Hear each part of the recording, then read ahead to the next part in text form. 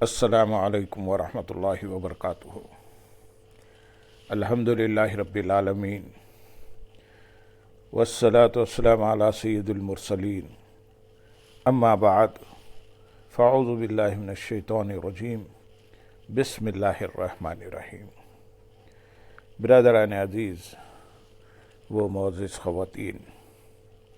آج کی اس نشست میں سورت مریم کی آیت نمبر 41، 42 اور 43 کا ترجمہ و تفسیر پیش کرنے کی سعادت حاصل کی جائے گی۔ وَاذْكُرْ فِي الْكِتَابِ إِبْرَاهِيمَ إِنَّهُ كَانَ صِدِّيقًا نَبِيًّا إِذْ قَالَ لِأَبِيهِ يَا أَبَتِ لِمَ تَعْبُدُ مَا لَا يَسْمَعُ وَلَا يُبْصِرُ وَلَا يُغْنِي عَنكَ شَيْئًا يَا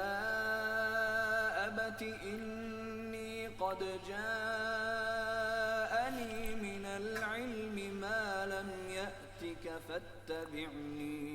فاتبعني أهدك صراطا سويا۔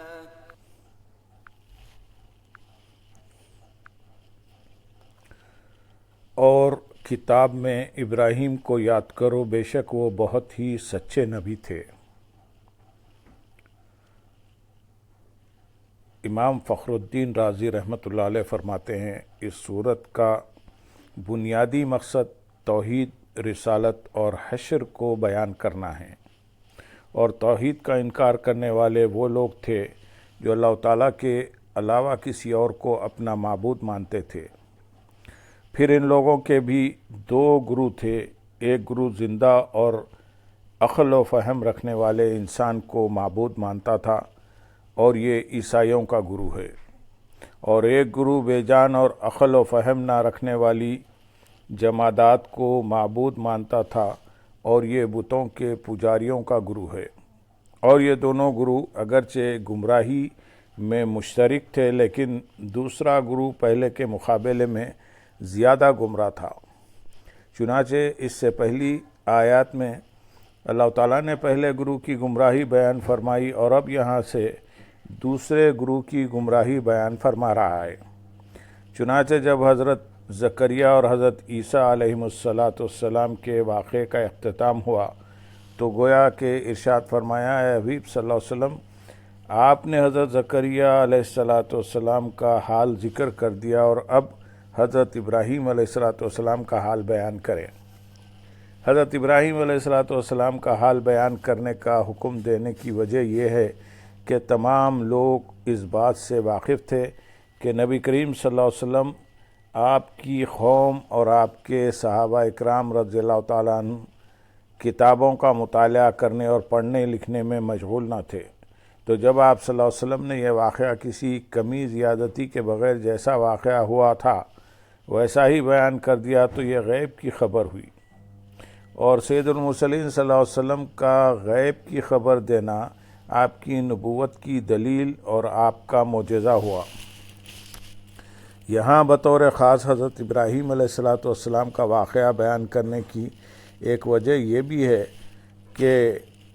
عرب کے مشرکین اپنے آپ کو ملت ابراہیمی کے پیروکار کہتے تھے۔ اس میں انہیں سمجھایا جا رہا ہے کہ اگر تم ملت ابراہیمی کے پیروکار ہو تو بتوں کی پوجا کیوں کرتے ہو؟ تمہارے باپ حضرت ابراہیم علیہ السلام تو بتوں کی پوجا نہیں کرتے تھے، بلکہ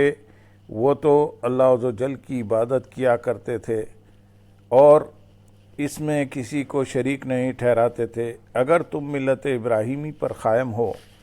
تو ان کے دین کو اپناؤ اور بت پرستی چھوڑ دو۔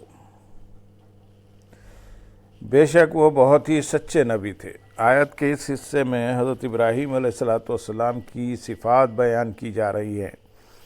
کہ آپ علیہ السلام ہمیشہ سچ بولتے تھے اور نبوت کے مرتبے پر بھی فائز تھے۔ بعض مفسرین نے کہا کہ صدیق کے معنی ہیں کثیر التصدیق، یعنی جو اللہ تعالیٰ اور اس کی وحدانیت کی اس کے انبیاء اور اس کے رسولوں علیہم الصلاۃ والسلام کی اور مرنے کے بعد اٹھنے کی تصدیق کرے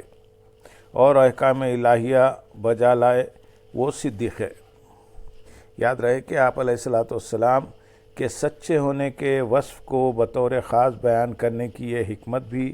ہو سکتی ہے کہ بعض لوگوں کو چند واقعات کی وجہ سے شبہ ہوتا ہے کہ حضرت ابراہیم علیہ الصلاۃ والسلام کا کلام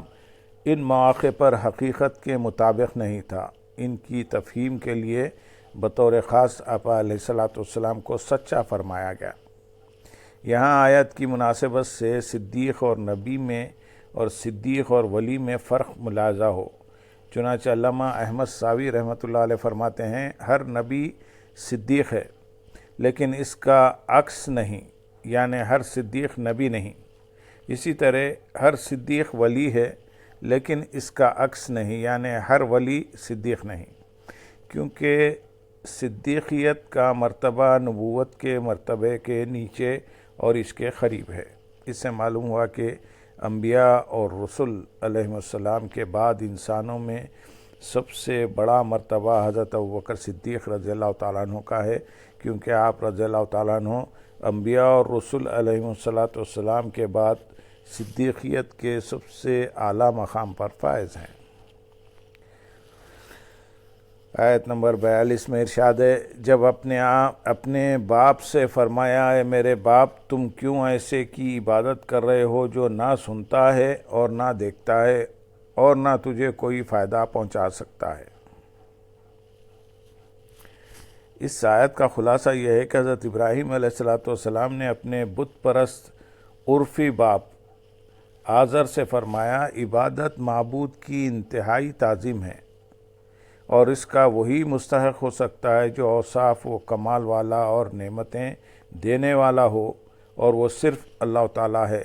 جس کا کوئی شریک نہیں، اس لیے عبادت کا مستحق بھی صرف وہی ہے۔ جبکہ تم جن بتوں کی عبادت کر رہے ہو، ان کا حال یہ ہے کہ یہ نہ تو سنتے ہیں، نہ دیکھتے ہیں اور نہ ہی تمہارے کسی کام آ سکتے ہیں، بلکہ یہ خود تمہارے محتاج ہیں کہ اپنی جگہ سے دوسری جگہ بھی نہیں جا سکتی، اور تم نے خود انہیں اپنے ہاتھوں سے بنایا ہے، تو ایسی ناکارہ اور لاچار مخلوق کی عبادت کرنا اور اس کے سامنے اپنا سر جھکانا اور اس سے کسی بھی قسم کے نفع نقصان کی امید رکھنا انتہائی حماقت کے سوا کچھ نہیں ہے۔ قرآن پاک میں کئی مقامات پر ہے کہ حضرت ابراہیم علیہ السلام نے اپنے والد کو توحید کی دعوت دی اور بت پرستی سے منع کیا، اور سورہ انعام کی آیت نمبر 74 میں اس کا نام آزر بھی مذکور ہے۔ اب حل طلب معاملہ یہ ہے کہ آزر حضرت ابراہیم علیہ السلام کا حقیقی باپ تھا یا نہیں۔ چنانچہ اس کے بارے میں مفسرین کے مختلف اقوال ہیں۔ بعض مفسرین کے نزدیک آزر حضرت ابراہیم علیہ السلام کا حقیقی باپ تھا۔ بعض کہتے ہیں کہ حضرت ابراہیم علیہ السلام کے والد کا نام تارح ہے اور اس کا لقب آزر ہے۔ بعض کہتے ہیں کہ حضرت ابراہیم علیہ السلام کی قومی زبان میں ان کے باپ کا نام تارخ تھا، اور دوسری زبانوں میں تارخ کو آزر بولا جاتا تھا۔ بعض کہتے ہیں کہ آزر حضرت ابراہیم علیہ السلام کے باپ کا نام نہیں بلکہ قوم کے بڑے بت کا نام آزر تھا، اور بعض کہتے ہیں کہ حضرت ابراہیم علیہ السلام کے والد کا نام تارخ تھا، جبکہ آزر آپ علیہ السلام کے چچا کا نام تھا، اور بڑوں کی یہ عادت معروف تھی کہ وہ چچا کو باپ کہہ کر پکارتے تھے، اور یہ آخری بات ہی درست ہے کہ آزر حضرت ابراہیم علیہ السلام کا حقیقی باپ نہیں بلکہ چچا تھا۔ اس کی وجہ یہ ہے کہ حدیث پاک سے ثابت ہے کہ حضور اقدس صلی اللہ علیہ وسلم کا نور پاک لوگوں کی پشتوں سے پاک عورتوں کے رحموں کی طرف منتقل ہوا، اور حضرت ابراہیم علیہ السلام چونکہ حضور اقدس صلی اللہ علیہ وسلم کے آباء و اجداد سے ہیں، اس لیے آپ علیہ السلام کے حقیقی والد کفر و شرک کی نجاست سے آلودہ کیسے ہو سکتے ہیں؟ چنانچہ علامہ شہاب الدین محمود آلوسی بغدادی رحمۃ اللہ علیہ فرماتے ہیں، علماء اہل سنت میں سے ایک جم غفیر کی رائے یہ ہے کہ آزر حضرت ابراہیم علیہ السلام کا والد نہ تھا، کیونکہ حضور اکرم صلی اللہ علیہ وسلم کہ آبا و اجداد میں کوئی کافر نہ تھا، جیسا کہ نبی کریم صلی اللہ علیہ وسلم کا فرمان ہے کہ میں ابتدائی سے آخر تک پاک لوگوں کی پشتوں سے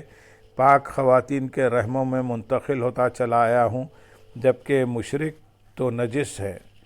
اور امام رازی رحمۃ اللہ علیہ کا یہ کہنا کہ یہ شیعہ کا مذہب ہے، درست نہیں۔ امام رازی رحمۃ اللہ علیہ نے اچھی طرح چھانبین نہیں کی، اس لیے ان سے یہ غلطی ہو گئی۔ علماء اہل سنت کی اکثریت کا قول یہ ہے کہ آزر حضرت ابراہیم علیہ السلام کے چچا کا نام ہے، اور اب کا لفظ چچا کے معنی میں عام استعمال ہوتا ہے۔ سید محمد نعیم الدین مراد آبادی رحمۃ اللہ علیہ فرماتے ہیں، خاموس میں ہے کہ آزر حضرت ابراہیم علیہ السلام کے چچا کا نام ہے۔ امام علامہ جلال الدین سیوطی رحمۃ اللہ علیہ نے مسالک الحنفاء میں بھی ایسا ہی لکھا ہے۔ چچا کو باپ کہنا تمام ممالک میں معمول ہے، بالخصوص عرب میں۔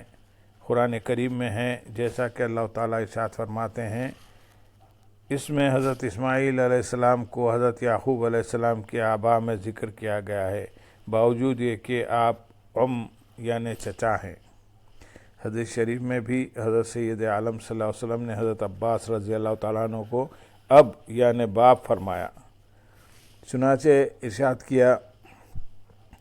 اور یہاں ابھی سے حضرت عباس رضی اللہ تعالیٰ عنہ مراد ہیں، لہذا ثابت ہوا کہ آیت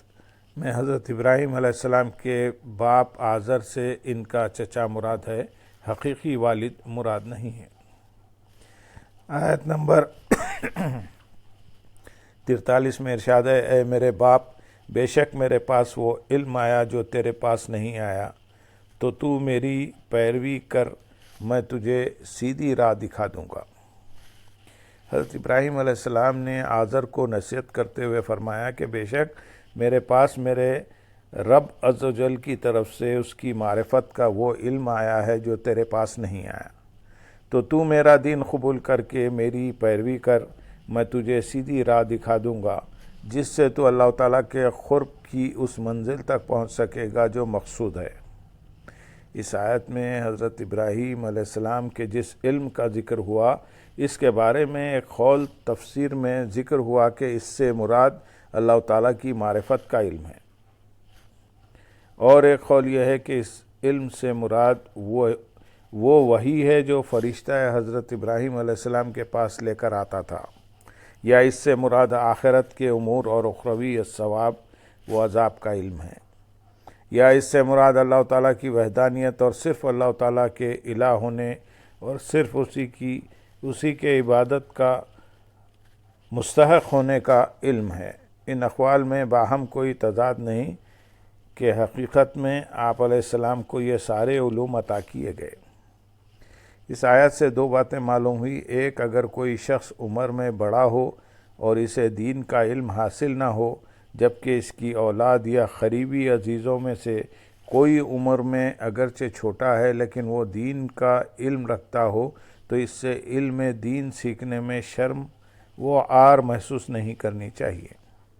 دوسری بات، اگر چھوٹی عمر والا بڑی عمر والے کو کوئی اچھی نصیحت کرے تو چھوٹی عمر کی وجہ سے اس کی اچھی نصیحت کو نظر انداز کرنے کی بجائے اسے قبول کرنا چاہیے۔ اللہم صلی علی سیدنا محمد وعلی آل سیدنا محمد وبارک وسلم، وآخر دعوانا ان الحمدللہ رب العالمین۔